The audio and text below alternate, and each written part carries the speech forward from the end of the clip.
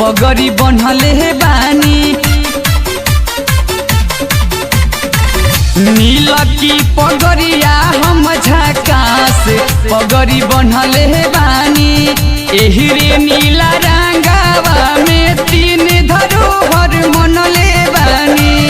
जेकरा के हम पूरा संसार में उत्तम जनले बानी।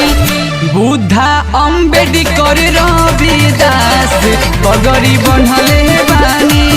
नील की पगड़िया हम झकास पगड़ी बनले बानी।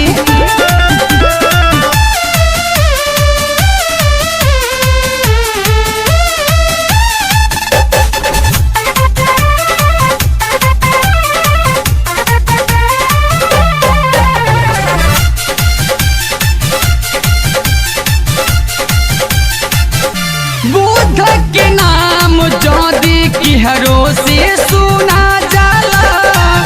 सत्य के मूरत हृदय पटल पे छपा जाला। बुद्ध के नाम जदि किहरो से सुना जाला। सत्य के मूरत हृदय पटल पे छपा जाला। पंचशील के झंडा घर के चारों ओरिया गड़ले बानी। पंचशील के झंडा घर के चारों ओरिया गड़ले बानी। फर फर फहराता जे आकाश पगड़ी बनले बानी। नील की पगड़िया हम झकास पगड़ी बनले